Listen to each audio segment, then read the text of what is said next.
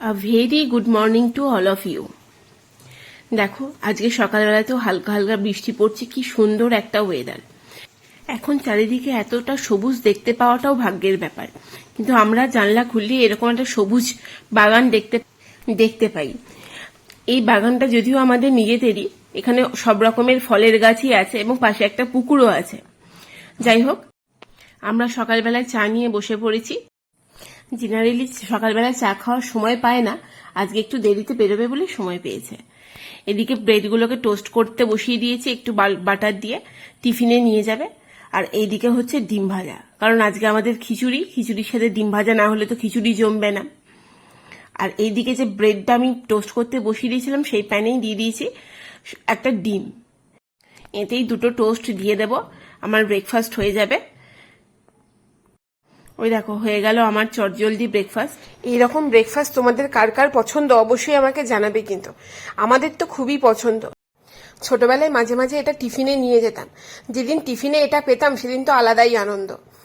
এই দেখো আমার ব্রেকফাস্ট রেডি হয়ে গেছে। এইদিকে আমি আমার হাজব্যান্ডের টিফিনটাও গুছিয়ে দেব, সে বেরোবে। প্রথমেই দিয়ে দিয়েছি মিড মর্নিংয়ে খাবার জন্য দুখানা আম কেটে দিয়েছি। ওকে আর ডিম দিইনি, ওকে দিয়েছি ওই টোস্ট।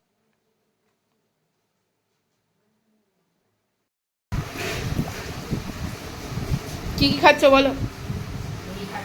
খিচুড়ি, পাঁপড় ভাজা, ডিম ভাজা, আলু ভাজা, বাঁধাকপির তরকারি, পেঁয়া, চাটনি। বিকেলবেলায় চলে এসেছি একটা স্ন্যাক্সের রেসিপি নিয়ে। দেখে বুঝতে পারছো নিশ্চয়ই, এটা হচ্ছে বেবিকর্ন। এখনের অনুষ্ঠান বাড়িগুলোতে এই বেবিকর্নের একটা আলাদাই মাহাত্ম্য। স্টার্টার আইটেমে ক্রিস্পি বেবিকর্ন থাকেই। আমিও গিয়েছিলাম সুপার মার্কেটে, তো একটা কিনে এনেছিলাম, বেশ অনেকদিন ধরেই পড়ে আছে। তো আজকে ভাবলাম এটা দিয়ে বানিয়ে ফেলি। প্রথমে আমি জল গরম করতে বসিয়ে দিয়েছি, দিয়ে দিয়েছি একটু বেশি পরিমাণে নুন, দিয়ে এগুলোকে আমি অন্ততপক্ষে 60% মতো সেদ্ধ করে নেব, কারণ এরপরে এগুলো আবার ভাজা হবে, বেশি সেদ্ধ হয়ে গেলেও সমস্যা। তাই ঠান্ডা জল দিয়ে ধুয়ে অন্ততপক্ষে 5 মিনিট আমি জল ঝরাবার জন্য রেখে দেব। জল ঝরিয়ে নেবার পর, জল ঝরানো হয়ে গেছে, জল ঝরানোর পর আমি এর মধ্যে দিয়ে দিয়েছি 5 চামচ মতো ময়দা এবং 2 চামচ মতো কর্নফ্লাওয়ার। ময়দা এবং কর্নফ্লাওয়ারই দেবেন, কোনোভাবেই যেন এটার মধ্যে বেসন দিতে যাবেন না, বেসন দিলে এটা ভালো হবে না। কর্নফ্লাওয়ার আর ময়দা দেবার পর এর মধ্যে চিলি ফ্লেক্স, গোলমরিচের গুঁড়ো, নুন আর একটু সাদা তিল দিয়ে দিয়েছি। দিয়ে 1 চামচ মতো জল দিয়ে পরে এটাকে আমি একটু ভালো করে মেখে নেব। চিকেন পকোড়ার ক্ষেত্রে যেমন এটা হালকা কোটিং আমরা সবাই পছন্দ করি, কিন্তু এই বেবিকর্নের ক্ষেত্রে কিন্তু কোটিংটা যদি খুব পাতলা হয় তাহলে কিন্তু এটা টেস্ট ভালো হবে না। দিয়ে এটাকে মেখে ছেঁকে একটুখানি রেখে দিন। আমি মিনিট 15 মতো রেখে দিয়েছিলাম। আর এদিকে সাদা তেল গরম করতে বসিয়ে দিয়েছি, আর একটা একটা করে এর মধ্যে আমি ছেড়ে দেব। একসাথে এক গাদা দেবেন না, আর এই সময় গ্যাসের ফ্লেমটা সবসময় হাইতে রাখবেন, বেশি লোতে দেবেন না, কারণ এটা আমার অনেকটাই সেদ্ধ করা। তারপর আমি আস্তে আস্তে এগুলো সমস্ত তুলে নেব। এর মধ্যে মুচমুচে ভাবটা বেশি করার জন্য ওই ভাজাগুলোকে আমি আরেকবার তেলের মধ্যে ছেড়ে দেবো, একটু ঠান্ডা হবার পরে কিন্তু। দিয়ে আরো মিনিট খানেক এর মধ্যে করবো। দেখুন কালারটা পুরো চেঞ্জ হয়ে গেল, এবং এর মধ্যে যে মুচমুচে ব্যাপারটা এটা কিন্তু আরো অনেকটা বেড়ে গেল। দিয়ে আমি সবগুলোকে একসাথে তুলে নিলাম। এই ধরনের চাইনিজ ডিশগুলো তখনই খেতে ভালো লাগে যখন বাইরেটার মধ্যে একটু মুচমুচে ব্যাপার থাকে আর ভিতরটা হয় ক্রিস্পি। এগুলো ভাজতে ভাজতেই দেখলাম আমার হাজব্যান্ড চলে এসছে, তাই পাশে চা করতে বসিয়ে দিয়েছি। আগে তাকে চা দিয়ে আসবো, তারপর এসে টস করব। আচ্ছা, তুমি আজকে কলেজে কি করলে? আমি আজকে কলেজে টুকলি ধরেছি। কটা? 4টে। সত্যি? যে কোনো টিচারদের কেন জানি না টুকলি ধরলে একটা আলাদা গর্ব অনুভব করে। ইনিও তার ব্যতিক্রম নন। টুকলি ধরার আনন্দটা দেখো খালি। চা খেতে খেতে কিভাবে ধরলো আর কিভাবে মাইক্রোজেরক্সটা খুঁজে পেলো সেই বর্ণনা দিচ্ছিল আমাকে। চা খেয়ে চলে এসেছি বেবিকর্নগুলো টস করার জন্য। এ দেখো আদা কুচি, রসুন কুচি, লঙ্কার কুচি আর পেঁয়াজটা একটু লম্বা করে কাটা। সসটা আমি প্রথমেই বানিয়ে রেখে দেবো। এর মধ্যে আমি দিয়েছি 3 চামচ টমেটো সস, 1 চামচ রেড চিলি সস, 1 চামচ ডার্ক সয়া সস, 1 চামচ পরিমাণ ভিনিগার আর 1/2 চামচ চিনি। এই সবগুলোকে একসঙ্গে দিয়ে আমি প্রথমেই মিক্স করে রাখবো। যে কোনো চাইনিজ ডিশের স্বাদটা কিন্তু নির্ভর করে এই সসটা মিক্সিং এর উপরে। তাই এই সসটা অত্যন্ত সুন্দর করে মিক্স করবে, এবং এই পরিমাপে যদি তোমরা নাও তাহলে কিন্তু তোমাদের স্বাদ এবং রং দুটোই খুব সুন্দরভাবে আসবে। আর চিনিটাকে যেন কোনোভাবেই স্কিপ করো না, কারণ এই সসগুলোকে ব্যালেন্স করার জন্য চিনিটা খুবই দরকারি। এদিকে আমার কড়াতে তেলটাও গরম হয়ে গেছে, তেলটাকে আমি কমিয়ে নিয়েছি। প্রথমেই রসুন, আদা আর লঙ্কার কুচিটা দিয়ে দেবো।